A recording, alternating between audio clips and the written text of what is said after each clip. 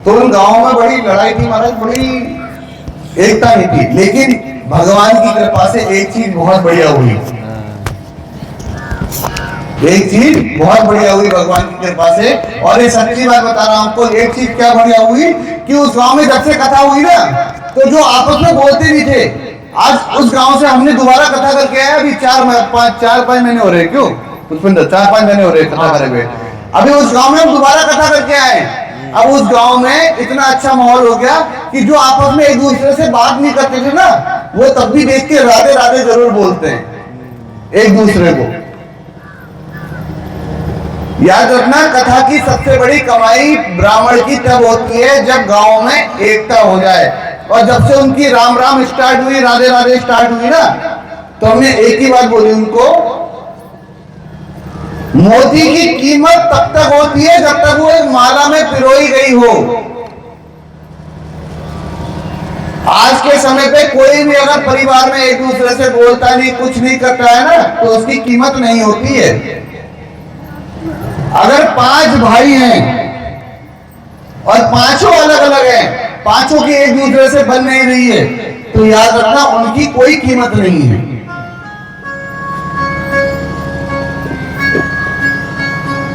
अब जैसे मान लो हाथ में कलावा बांधते हो, कलावा पंडित जी बांधते होंगे ना, कलावा जब हाथ में बांधते हैं तो उस कलावे के धागे को एक एक करके तोड़ो, बड़े प्यार से टूट जाता है वही धागा, तुम्हारे हाथ का ही बता रहा हूं, और उसको इकट्ठा तोड़ने की कोशिश करो, नहीं टूटेगा। उसी प्रकार से परिवार भी इस कलावे की तरह है।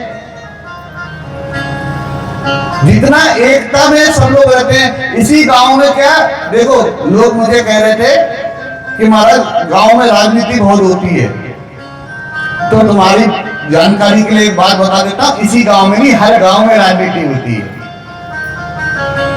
क्यों? हमें पता है अपना गांव क्यों बड़ा लगता है, क्योंकि हम अपना ही गांव देख रहे हैं, हम रहीवान हैं। दूसरे के गांव की राजनीति देखोगे सर खराब हो जाएगा हमारे।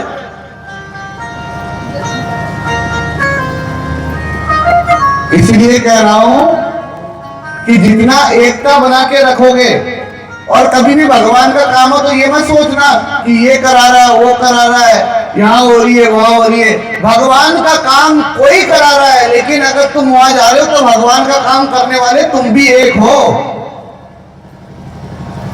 हमारे लिए कोई ये चीज मायने नहीं रखती कि कौन आप में से पैसों वाला है, कौन गरीब है, कौन क्या है। कथा के लिए एक बात मायने रखती है कि कथा सुनने वाला कितने ध्यान से एकाग्र चित्त होकर कथा को श्रवण कर रहा है, अपने जीवन में उतार रहा है, अपने को, अपने परिवार को, अपने बच्चों को अच्छे संस्कार दे पा रहा है। कथा ये महत्वपूर्ण रखती है। जिस प्रकार नई नवेली कन्या का अगर विवाह होता है ना कहीं, तो विवाह के बाद उसके परिवार के, उसके मायके के संस्कार ससुराल में तुरंत ही दिखने शुरू हो जाते हैं महाराज। जिस प्रकार एक बालक छोटा होता है, उसकी किसी चीज में रुचि है, मान लो कोई पेंटिंग अच्छी बनाता है, कोई बातें अच्छी कर लेता है, कोई गाता अच्छा है, किसी का पढ़ने में दिमाग बहुत तेज है, तो सबको अलग अलग जो एक गुण होते हैं ना, वो ये परमात्मा प्रदान करते हैं। इसलिए उन गुणों को समा के अपने जीवन में ही उतारना सर्वश्रेष्ठ भक्ति का लक्षण है। अच्छा, तुम में से कोई ऐसा है यहां पर बैठा हुआ, जितने भी बैठे हो अभी, जिसके जीवन में कोई समस्या ना हो? कोई है? ना जाने कौन। सबके जीवन में समस्या है, कोई ना कोई तो होगी, होती है ना जीवन में समस्या। तो जो समस्या को तपस्या में बदल दे, ध्यान से सुनना, जो समस्या को तपस्या में बदल दे वही भक्ति कहलाती है। एक बात आपको बड़े ध्यान से बताऊं, मौत से बढ़कर समस्या तो कुछ नहीं हो सकती है। अगर कोई मान लो तुम्हारे गले में छुरी रखे और ये बोले कि राम का नाम मत लेना, मजाल है तुम्हारी या हमारी हिम्मत जो हमारे मुंह से राम का नाम निकल जाए? नहीं निकल सकता, क्योंकि मौत का भय है। ऐसा ही भय भक्त प्रहलाद को भी था। जब पिता हिरण्यकश्यप ने कहा था यदि तूने उस भगवान विष्णु का नाम दोबारा लिया तो तेरे को मैं मार दूंगा, लेकिन उसने नाम लेना नहीं छोड़ा। बड़े बड़े पागल हाथियों के बीच में प्रहलाद को भिगवा दिया, विषैले सांपों के आगे, जहरीले सांपों के आगे प्रहलाद को डाल दिया, लेकिन उसने हरि का नाम लेना नहीं छोड़ा। ऊंचे ऊंचे पहाड़ों से गिरा दिया, लेकिन एक बाल बाका नहीं हो पाया प्रहलाद का। पता है क्यों?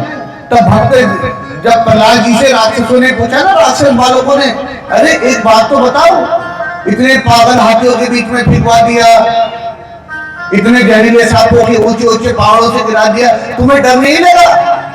तुम बचे कैसे? तुम्हारे पास कोई कवच है क्या?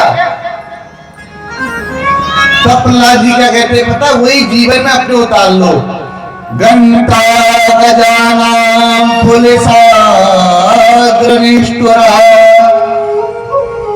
क्षीणायते यते नवलं ममैतत् महाविपत्ताप विनाशनोऽयं जनार्दनानो स्मरणनुभावा। क्या बोला है कि घंटा गजानां पुलिसाग्रनिष्ठुरा, कि बड़े बड़े हाथियों के बीच में मुझे भिगवा दिया, विषैले सांपों के आगे मेरे को डलवा दिया, और अगर आज मैं बच गया हूं तो इसमें नवलम ममैतत्, इसमें मेरा बल नहीं है। तो बोले किसका बल है? महाविपत्ताप विनाशनोऽयं, बड़ी बड़ी विपत्तियों को जो हर लेता है, मैं केवल उस गोविंद के नाम का ध्यान करता हूं। जीवन में कैसी परिस्थिति आ जाए महाराज, भगवान के नाम का विश्वास कभी मत छोड़ना। और याद रखना, तुम ये सोच रहे हो ना कि अरे चलो अभी तो जवानी पूरी पड़ी है महाराज, पूरी उम्र पड़ी है, हरि का नाम बाद में ले लेंगे, बाद में ले लेंगे, मरने समय ले लेंगे, जब जीवन आखिरी होगा तब ले लेंगे। व्यास जी ने तो बता ही दिया है कि अंतकाल में भी राम का नाम लोगे तो छूट जाओगे, तो इतना लंबा नाम लेके करेंगे क्या? तो एक बात याद रखना, एक दादी की दादी बुजुर्ग, उसने जिंदगी में कभी राम का नाम नहीं लिया, कभी नाम ना लिया। और जिसने कभी नाम लिया नहीं होता ना, याद रखना भगवान खुद भी उसके मुंह से निकलते नहीं है। एक दादी थी, पूरी जिंदगी उसने ऐसे ही मौज मस्ती में काट दी, कभी राम का नाम राम राम बोल के भी नहीं लिया। अब वो मरने वाली थी भैया, पूरे गांव वालों सब इकट्ठा हो गए, अरे दादी जा रही है, दादी जा रही है। तो दादी के लड़के ने सोचा कि एक काम करता हूं, मेरी माँ ने जिंदगी में कभी राम का नाम तो लिया नहीं, चलो अब ये मरते समय राम का नाम ले ले, क्या पता राम जी इसका कल्याण करें। तो बेटे ने कहा कि अपने बच्चों से कहा कि जाओ अपनी दादी से राम राम बुलवाओ, अपनी दादी से राम राम बुलवाओ। अब तीनों नाती पोते चले गए, दादी अंतकाले तेरा राम राम बोल, राम राम बोल, राम राम बोल। अब दादी क्या बोली? नहीं बोला जा रहा है बेटा, नहीं बोला जा रहा है, इतना तो बोल रही है लेकिन राम राम नहीं बोल रही है। अब एक पोते ने लगाया दिमाग, बोले पिताजी अगर मैं राम राम बुलवा दूं दादी के मुंह से तो बोले चल तुझे मैं कुछ ना कुछ दिला के लेके आऊंगा और तूने राम राम। अब पोते ने दिमाग लगाया, पर दादी से कौन दिमाग लगा सके इतनी उम्र वाली। पोते ने कहा अच्छा दादी तेरे राम राम ना बोला जा रहा, बोले ना बोला जा रहा। बैक कर रहा था, उधर गाड़ी में बैठा था, थोड़ी देर चुप रहा। अच्छा बोले दादी अब ये बता कि तुझसे क्या नहीं बोला जा रहा है? मैं कहा चलो उस दिन तो आ गया, तुझसे क्या नहीं बोला जा रहा है ये बता। कोई बात ना, तुम उस दिन तो दादी बोली बेटा वही नहीं बोला जा रहा जो तू बुलवाना चाह रहा। कहने का मतलब जिसने कभी राम का नाम बोला नहीं ना, वो चाह के भी नहीं बोल पाएगा। बात ही मैंने तुमने मना क्यों करी?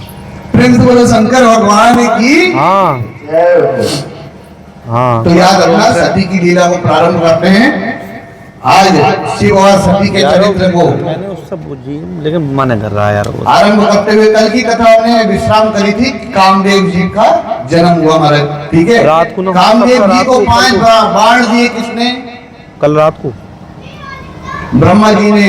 कल रात को 5 बाण तेरे। रात को तो खा लिया मैं। पहले बाण का नाम क्या है? हर्षण, जो क्या करेगा? रूप को देखकर हर्ष करेगा, गर्व करेगा। दूसरा वर्ण कौन सा हमारा है? रोचन, आज शक्ति। साउंड लगवा लोगे साउंड। तीसरा मोहन, मोहित या अधीन होना, मतलब किसी के बस में आ जाना। किसी का रूप होता है ना बड़ा अच्छा सा, ढोलक वाला जा बुरी बुरी आंखें होती हैं, किसी की नीली आंखें होती है, ऐसे व्यवस्था हो जाएगी। किसी का चेहरा बड़ा खिलता हुआ होता है, ऐसे कम लोग 3,000 रुपए चेहरा देख लेंगे के, वो। अरे वाह कितनी अच्छी इसकी मुस्कान है, क्या है, देख के लगता है हाँ तो बड़ा। 3,000 रुपये लेंगे, मैं फिर बात करूँ तो है। चौथा शोषण, चलो, रूप चलो, प्राप्त ठीक है। ना होने पर भी शोषित होना, अब कर लूँ मैं बात, रुक जाओ।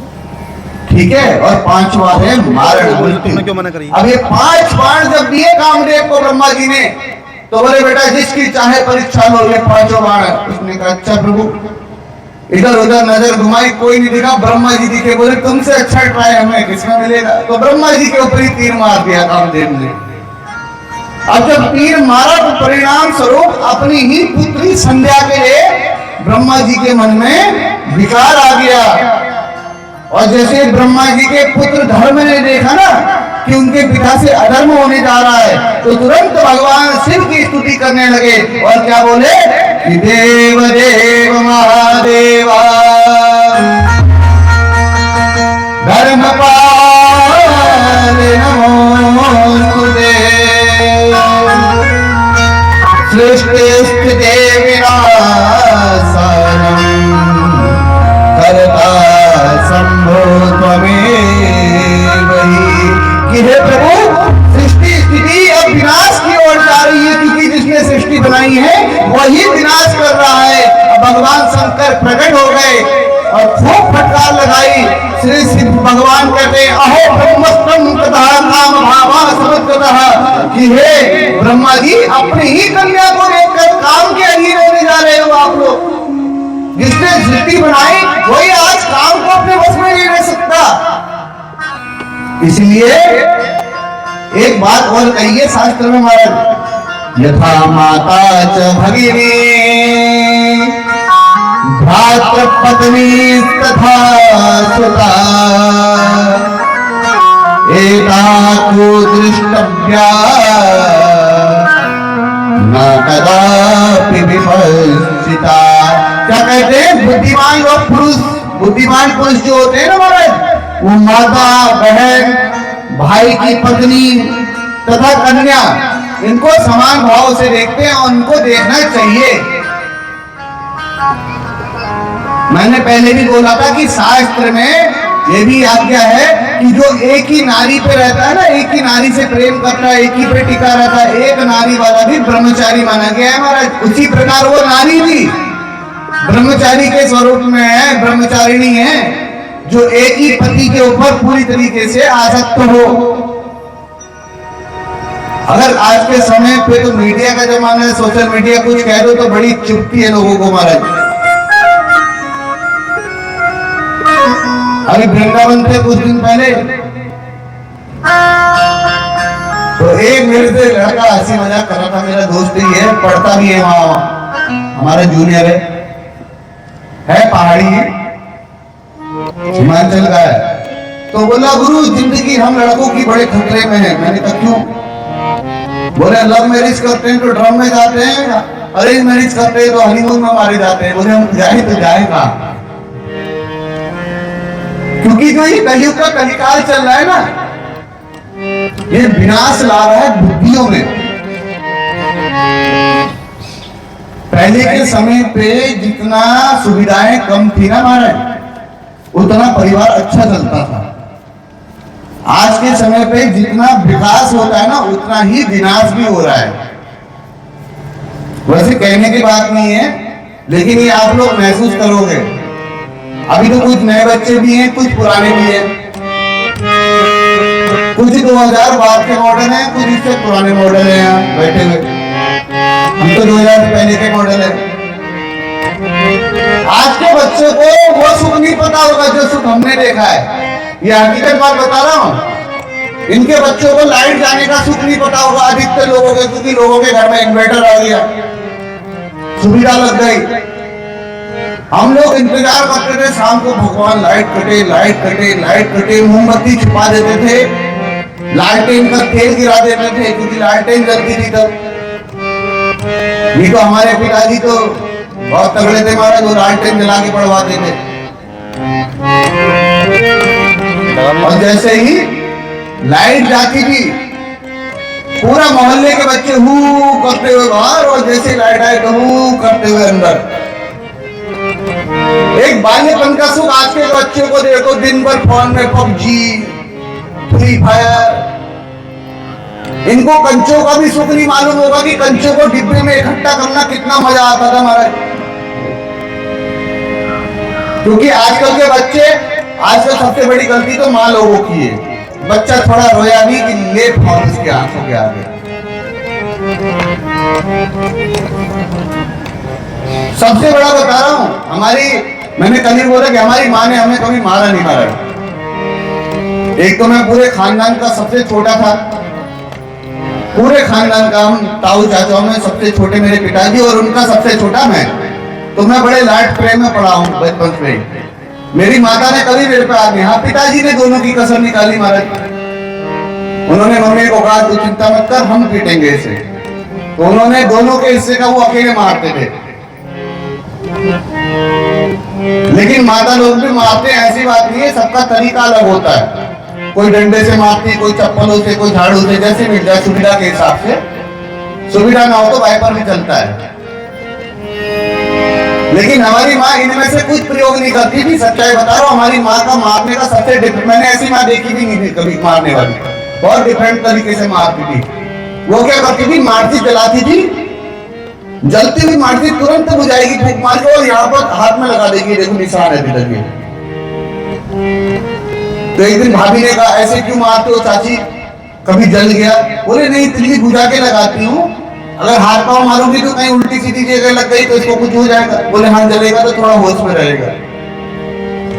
माचिस का खौफ मेरी माँ ने सिखाया मुझे कि माचिस छुपा के रखनी भी बहुत जरूरी है। हर कोई हाथ प्रयोग झाड़ू चप्पल का ही नहीं करता है, कोई कोई माचिस से भी मारते हैं। लेकिन बाल्यपन को यदि जीना है तो सबसे पहले अपने बच्चों से फोन को दूर रखो। जितना विकास नहीं होगा उससे कई गुना विनाश हो जाएगा बुद्धि का। क्योंकि ये फोन सभी कुछ देखता है, हमारी बुद्धि को, हमारे माइंड को भी रीड करता ही है। जो आप सोचो वही चीजें फोन में आनी शुरू हो जाती हैं। इसलिए सद्गुणों का, सुबह जैसे उठते हो ना, नहा धो के चाय बाद में बनाओ, सबसे पहले भगवान के आगे मत्था टेको और अपने लड़के को भले उठा के लाओ, जबरदस्ती नींद में मत्था टेकवाओ, उसको समझ ही ना पाए कि टेक किसको रहा है, लेकिन इसको आदत बन जाए। आप में से या किसी के बच्चे मुझे लगता नहीं है कि शिशु मंदिर में पड़े होंगे, ऐसा होगा नहीं। बहुत इतने दुखे होंगे तो होंगे, लेकिन शिशु मंदिर का पड़ा हुआ है कोई नहीं होगा मेरे हिसाब से, बहुत कम होंगे। आपको बताऊं, मैं शिशु मंदिर का पढ़ा हुआ हूं। पहले कक्षा 4 तक मैंने शिशु मंदिर में पढ़ा, उसके बाद इंग्लिश मीडियम में पढ़ा था मैं। लेकिन वो इसलिए पढ़ाया था क्योंकि शिशु मंदिर में एक संस्कार है कि जब आप घर जाओगे ना, घर से निकलोगे तो माता पिता के पांव छू के आओगे और सभी टीचरों के पांव छूओगे। उसके बाद जब घर जाओगे तो फिर आप माता पिता के पांव छूओगे बैग को रखने के बाद। ये आदत थी वहां की। जब हमने वो स्कूल छोड़ भी दिया ना क्लास 4 के बाद, हमारी वो आदत छूटी नहीं। तो एक बात याद रखना कि संस्कार बचपन में भूलते हैं। आइए एक भाव के साथ आगे कथा बढ़ाए। बोलिए शंकर भगवान की जय हो। इसीलिए भैया भगवान शंकर से कहेंगे, तेरी शरण में आके, तेरी शरण में आके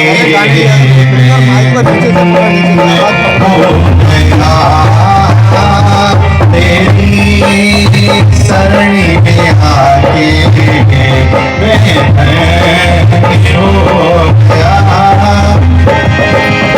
जन्मों की प्यास थी जो, जन्मों की प्यास थी जो, जन्मों की प्यास थी जो, जन्मों की प्यास जो, मैं सब परे हो गया तेरी शरण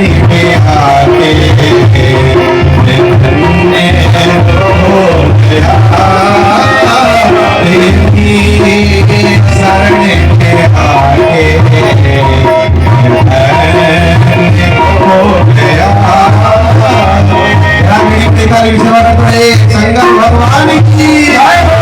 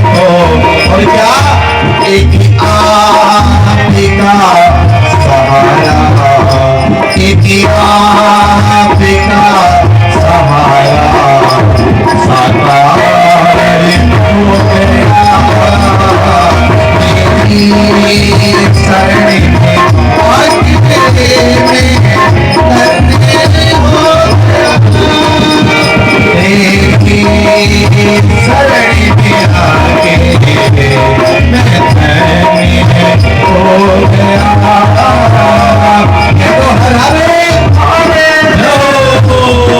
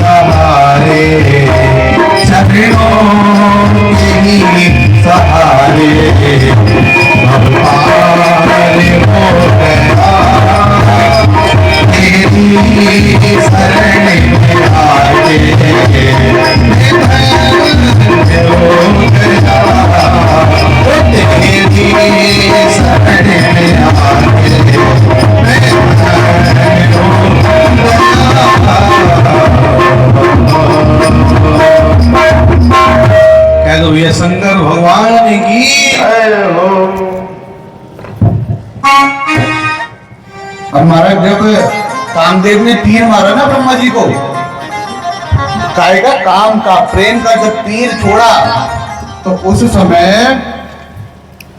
जब ब्रह्मा जी के मन में विकार उत्पन्न हुआ और भोलेनाथ का आह्वान करा ना, भोलेनाथ के आह्वान के बाद भोलेनाथ बड़े क्रोधित हुए और बोले क्या, अनुज बधू भगनी सुत नारी, सुनो सत कन्या समेचारी, इनने एक दृष्टि दिलो कई जोई, ताहि बरे कछु पाप न होई। इतना सुनकर सदाशिव के वचन को सुनकर तो लज्जा में पड़ गए भैया ब्रह्मा जी। उसी समय उनके शरीर से 64,000 अग्निस्वाद पितृ और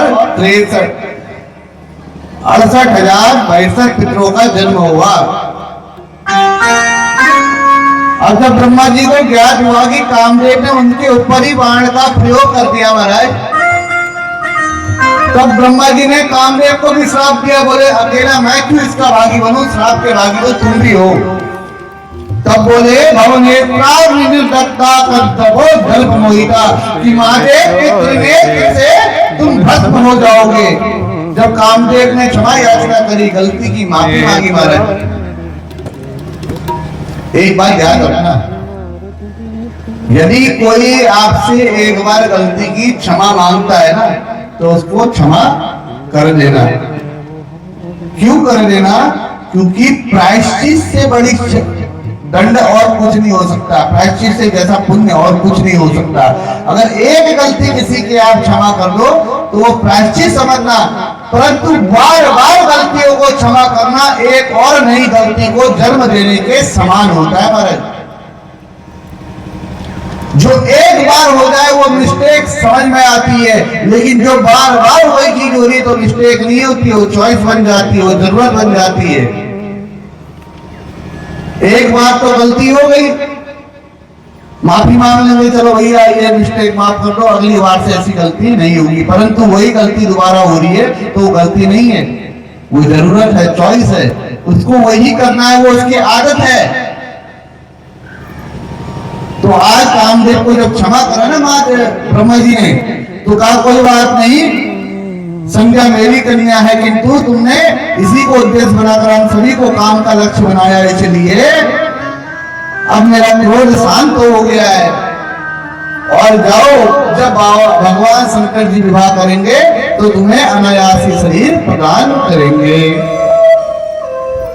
अब पश्चाताप आ गया संध्या देवी के मन में कि मेरे पिता ने, मेरे भाइयों के मन में, मेरे पिता के मन में ही मेरे लिए विकार का जन्म हुआ, विकार उत्पन्न हो गया, तो अब कैसे सही होगा बोले। तब उन्होंने क्या बोला, संध्या देवी ने चंद्रभाग पर्वत पर कठोर तप करा ब्रह्मा जी की आज्ञा से महाराज, कठोर तप। तो ब्रह्मा जी की आज्ञा से फिर वशिष्ठ ऋषि संध्या जी के पास आए और उन्हें सुबान ने कहा कि ये वशिष्ठ जी ने कहा, हे सुबान ने, ओम नमः शंकराय, ओम नमः शंकराय, इस मंत्र से मौन होकर तपस्या प्रारंभ करो। इस प्रकार का उपदेश देकर वशिष्ठ भगवान अंतर्ध्यान हो गए। ओम नमः शंकराय। जब ये ध्यान आप कर रहे हो ना महाराज, तो भगवान को पूरे मनोचित्त में ध्यान करके बैठना। ओम नमः शंकराय जब आप बोलोगे, क्योंकि ये एकाग्र चित्त वाला मंत्र है महाराज महादेव का। जब ध्यान करोगे ना, केवल वो ध्यान केवल और केवल परमात्मा में। अब मंत्र जपते जपते जपते जपते एक चतुर्युग बीत गया महाराज, भोलेनाथ की स्तुति करते करते। अब जैसे ही चतुर्युग बीता, भोलेनाथ प्रकट हुए, वैसे ही संध्या मैया स्तुति करने लगी।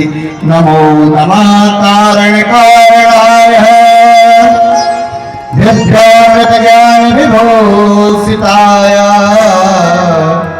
समस्त लोकांतर भूतिराय प्रकाश रूपाय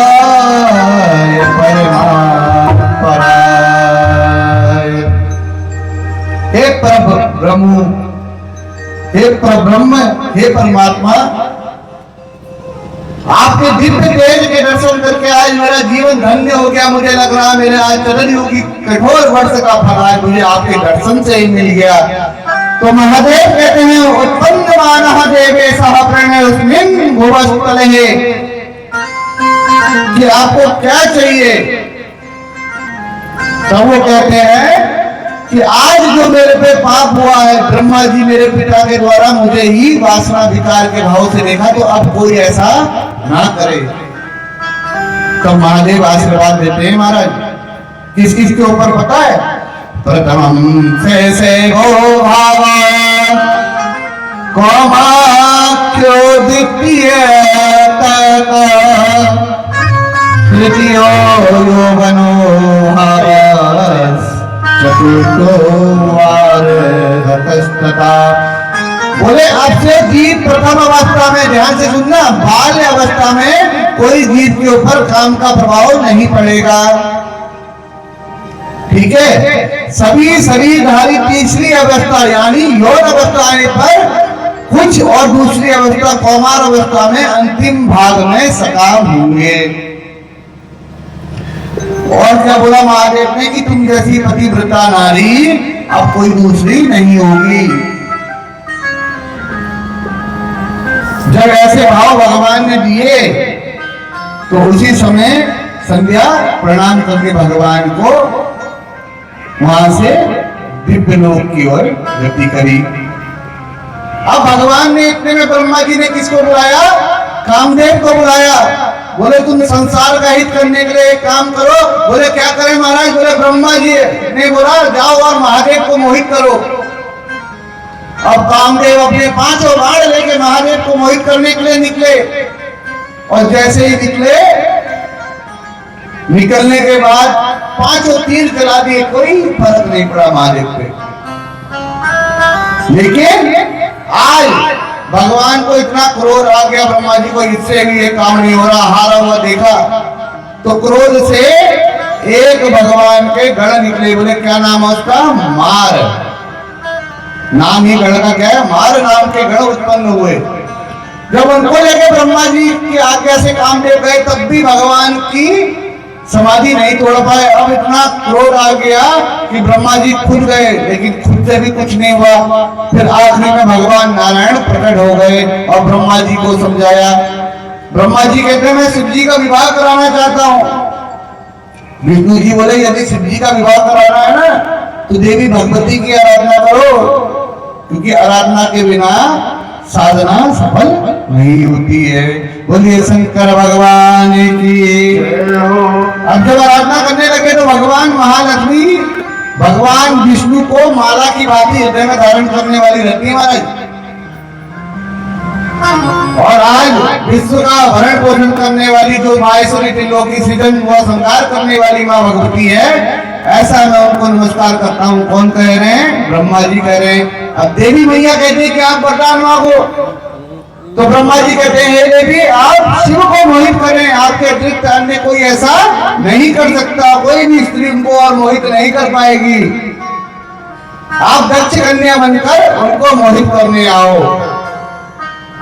तो जिस प्रकार लक्ष्मी जी ने विष्णु जी के लिए रूप धरा वैसे रूप आप भी धरो।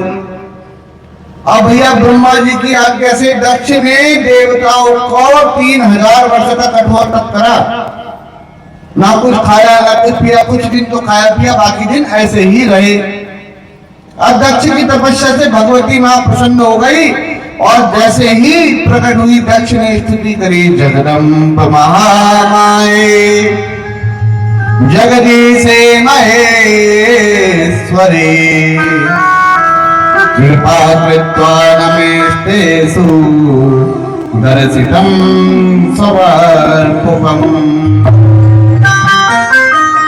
बोले आपको क्या चाहिए? एक तो दक्ष कहते हैं आप मेरे घर में कन्या के रूप में जन्म लो, यही मेरी इच्छा है। तो देवी मैया कहती है कि हे दक्ष याद रहना, तुम्हारी भक्ति से प्रसन्न हो तो जन्म तो अवश्य लूंगी। यदि तुमसे मेरा एक भी बार अपमान हो गया तो उसी समय याद रखना मैं अपना शरीर त्याग लूंगी। अब जब ऐसा कहा तो ठीक है महाराज। ब्रह्मा दक्ष के 10,000 पुत्र और 60 कन्याओं को जन्म दिया महाराज। अब सबसे अंत में किसका जन्म हुआ? देवी सती का हुआ। बोलिए उमापति महादेव की। अब सती मैया का जन्म हुआ तो भगवती देवी के रक्ष से गर्भ में कौन आई? सती माँ आई। जब भगवती की कृपा से जब गर्भ में सती मैया आई तो सभी देवताओं ने माँ की स्तुति करी। 10वां मास पूर्ण हुआ। 10वां मास पूर्ण होने पर सुंदर मुहूर्त में भगवान शिव अपनी मां के सम्मुख प्रकट हो गए। दक्ष के सही सभी देवताओं ने मां की स्तुति करी। माता ने कन्या का सब संस्कार करा। चंद्रमा की भांति भगवती बढ़ने लगी और बचपन से ही माता सती भगवान शंकर के चरणों का ध्यान करने लगी। यदि किसी को भगवान को पाना है ना तो एक उम्र के बाद नहीं पा सकता, याद रखना। भगवान के नाम से मोक्ष तो मिल जाएगा परंतु भगवान नहीं मिल पाएंगे। कई बार अच्छा पिछले बार भी बताया था हमने, किसी को याद है कीर्तन गाते हैं, हरे राम राम राम हरे हरे, हरे कृष्णा कृष्ण कृष्ण हरे हरे, गाते हैं ना? गाते हैं, सभी लोग गाते होंगे। घर में कुछ पूजा हो तभी गा लेते होंगे। और कुछ ना आता ये तो आता ही है। तो मैंने पिछले बार बताया था कृष्णा वन गाना। मैंने पिछले बार का कितना लंबा याद रखेंगे ब्याज जी, कैसी बातें कर देते हैं। हमने तो परसों क्या खाया हमें वो याद नहीं है मुझे, और 1 साल हो गया। तो याद रखना क्या बोलते? हरे राम, मैंने बोले हरे राम राम राम हरे हरे, हरे कृष्णा कृष्णा कृष्णा हरे हरे। यही गाते हैं? अरे आए ना तो बोलो यही गाते हैं ना। लेकिन एक बात याद रखना, ये गाना नहीं चाहिए कहते हैं। वो क्यों? ये बोलते हैं कि हरे राम राम राम हरे हरे, हरे कृष्ण कृष्ण कृष्ण हरे हरे। कृष्ण बोलते हैं, कृष्णा नहीं बोलते। कृष्ण बोला जाता है हरे कृष्ण कृष्ण कृष्ण हरे हरे। हरे राम तो बोल रहे हैं, लेकिन हरे कृष्णा हरे हरे कृष्णा नहीं बोली जाती, आखी डंडी नहीं लगाई जाती। क्यों? क्योंकि कृष्णा किसका नाम है पता है? कृष्णा नाम कन्हैया का नहीं है, कृष्णा नाम है द्रौपदी का। ध्यान रखना महाराज, जो कृष्णा है वो आखी डंडी लगने से द्रौपदी बन जाती है। जब कभी मरोगे ना, जीवन छूटेगा ना, ये शरीर को त्यागोगे, ऊपर तो जरूर जाओगे, लेकिन वैकुंठ में तुम्हारा स्वागत नारायण बाद में करेंगे। पहले द्रौपदी आएगी फर्स्ट क्लास, तुम्हारे आपके सजा के, अरे मेरा बहुत नाम लिया तुमने नीचे। और कृष्ण भगवान को थैंक यू बोलेगी, बोले अच्छा वो तुम्हारे नाम के आगे एक डंडा बोल ही देते हैं लोग, इसी बहाने मुझे तो याद करते हैं। कृष्ण नहीं बोल पाते हैं लोग, गौर करना, आप कृष्णा ही बोलेंगे। हरे कृष्णा हरे राम हरे कृष्ण बहुत कम सुनाई देगा। वो इसलिए नहीं बोलते क्योंकि गाने में ट्यूनिंग नहीं बनती है। कृष्ण में तो ट्यूनिंग टूट रही है, कृष्णा में मजा आ रहा है, फ्लो फ्लो में गाया जा रहा है, और ढोलक भी पीटी पड़ी है हमारे। कोई भी आप लोग भी भजन करोगे तो कृष्ण में उतना आनंद नहीं आएगा, कृष्णा में ज्यादा आनंद आएगा। इसलिए कहते हैं कि शब्दों की भी बड़ी महिमा है हमारे। शब्दों के नाम की बड़ी महिमा है या नहीं है? अभी शब्दों के नाम के हमारे गुरु जी थे, अभी भी हैं हरिद्वार में, राष्ट्रपति पुरस्कार से सम्मानित है, जिन्होंने हमको पढ़ाया है अपने कॉलेज टाइम पे। हमारे कॉलेज में एक चपरासी है जो पानी मिलाने का काम करते थे, उनका नाम था, नेपाल के थे, कुछ कास्ट अलग थी उनकी, पौडियाल क्या था, आगे था दुर्गा नाम था। तो हमारे गुरुजी उससे बड़ा आनंद लेते थे। इधर आओ, बोले एक बात बताओ, जब भी तुमसे हम पानी मंगवाते हैं बड़ी संख्या में फंस जाते हैं। बोले क्यों गुरुजी? बोले तुम्हें दुर्गा भैया बोले कि दुर्गा मैया बोले, समझ नहीं पाते हैं। नाम में अंतर हो जाता है ना, दुर्गा मैया का भी नाम है और दुर्गा हमारे भैया का भी नाम है। तो एक एक शब्द की बहुत महिमा है, इसलिए जब भी कुछ गाओ या गुनगुनाओ